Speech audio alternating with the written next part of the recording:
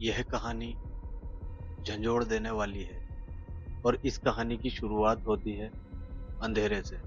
शुरुआत में आपको एक वीडियो दिखाई देता है।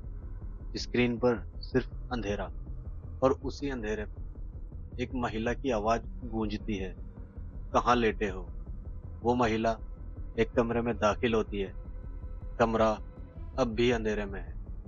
फिर वो स्विच ऑन करती है और कुछ आवाजें आती है। कैमरा आगे बढ़ता है। एक लकड़ी का तख्त दिखाई देता है, उस पर पड़ा हुआ एक कंबल। महिला जब कंबल हटाती है और जैसे ही कंबल हटता है, पूरी इंसानियत शर्म से झुक जाती है। तख्त पर पड़ी एक लड़की, उम्र सिर्फ 27 साल, नाम रश्मि। ये कोई 80-90 साल की बुजुर्ग महिला नहीं है।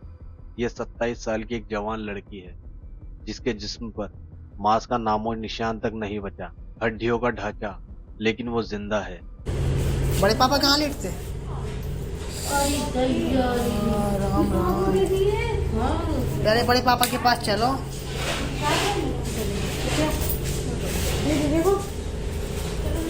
राम राम। 23 साल की लड़की है, 26-27 साल की लड़की।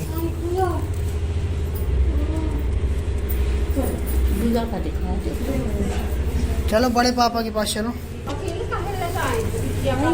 उसकी सांसें सिर्फ चल रही हैं, आंखें खुली हैं और वो हैरानी से अपने आसपास देख रही है। पिछले 5 सालों से रश्मि इसी तरह कंबल के नीचे पड़ी हुई थी। उसे इतना ही खाना दिया जाता था जितना कि उसे बस मौत ना आए, लेकिन इतना भी नहीं कि वो एक इंसान की तरह दिख सके। कैमरा अब उसी कमरे के दूसरी तरफ घूमता है। एक दूसरा तख्त दिखाई देता है। उस पर पड़ा है एक 70 साल का ओम प्रकाश सिंह राठौड़, रश्मि के पिता। लेकिन फर्क सिर्फ इतना है कि रश्मि की आंखें खुली है और ओम प्रकाश की सांसें अब बंद हो चुकी है। एक कमरे में एक जिंदा इंसान और एक लाश, दोनों को अस्पताल ले जाया जाता है। डॉक्टर देखकर दंग रह जाते हैं। ओम प्रकाश को मृत घोषित कर दिया जाता है। रश्मि की हालत गंभीर है। भूख और प्यास ने उसे कंकाल बना दिया है। अब सवाल उठता है, 5 साल तक एक बाप बेटी आखिर इस हालत में पहुंचे कैसे? और 5 साल तक किसी को इन दोनों की खबर क्यों नहीं हुई? कहानी शुरू होती है साल 2017 से। ओम प्रकाश रेलवे में कर्मचारी थे। अच्छी नौकरी, ठीक ठाक सैलरी। रिटायरमेंट से कुछ दिनों पहले उनकी पत्नी की मौत हो गई। घर में अब सिर्फ 2 ही लोग बचे थे, ओम प्रकाश और उनकी दिव्यांग बेटी रश्मि। रिटायरमेंट के बाद उन्होंने यूपी के महोबा में अपना घर बनवाया और वहीं रहने लगे। घर के काम और देखभाल के लिए उन्होंने एक पति पत्नी को नौकर रखा, राम प्रकाश कुशवाहा और उसकी पत्नी राम देवी। 2020 तक सब कुछ ठीक ठाक चलता रहा। रिश्तेदार आते जाते रहे, लेकिन 2020 के बाद अचानक सब कुछ बदल गया। फोन बंद होने लगे, मुलाकातें रुक गई। जो भी मिलने आता, नौकर नौकरानी बहाना बनाकर लौटा देते। बोलते बाहर गए हैं, मिलना नहीं चाहते हैं। धीरे धीरे रिश्तेदारों ने भी आना छोड़ दिया। और इसी दौरान राम प्रकाश और राम देवी ने एक खौफनाक साजिश रची।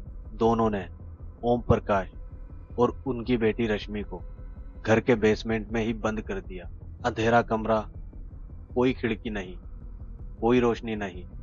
कई कई दिनों के बाद सिर्फ इतना खाना पानी देते कि दोनों जिंदा रहें। 5 साल तक भूख, प्यास, डर और कैद में ओम प्रकाश और रश्मि धीरे धीरे कंकाल बनते चले गए। 29 दिसंबर को जब नौकर खाना देने बेसमेंट में गया तो ओम प्रकाश ने कोई जवाब नहीं दिया, क्योंकि वो मर चुके थे।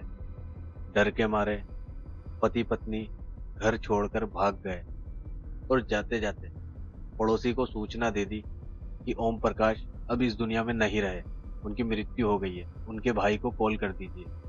पड़ोसी ने ओम प्रकाश के भाई अमर सिंह को फोन किया और पूरा परिवार महोबा पहुंचा।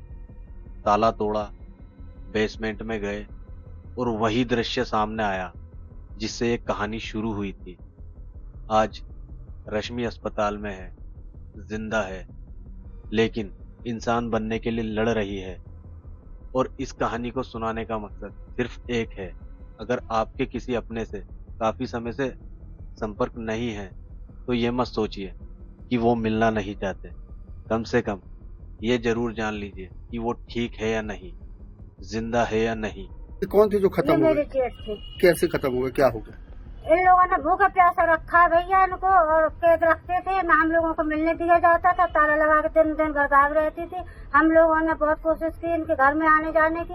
ये कहती थी कि मैं बाहर हूँ, मैं चरखारी में हूँ, और शाम को आना सुबह आना। हम लोग कई बार गए और मिलने बगैर ही हम घर वापस आ जाते थे।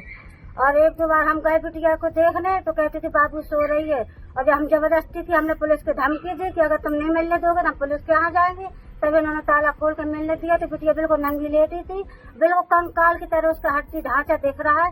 अभी भी मेरे साथ है बिटिया, और अभी मैं लेने गई जब बिटिया को तो नहीं आने दे रही थी। लड़का, आदमी, औरत, तीनों लोग छीन रहे थे मेरे हाथों से बिटिया। इस तरीके से क्यों कर रहे थे ये लोग? क्योंकि लालच होगा उन लोगों को, उनको ये लगा होगा कि भाई बहू देख रेख कर नहीं सकते, हम इनके उसमें हैं तो हम अपनी मर्जी से जिस तरह से इनको रखें।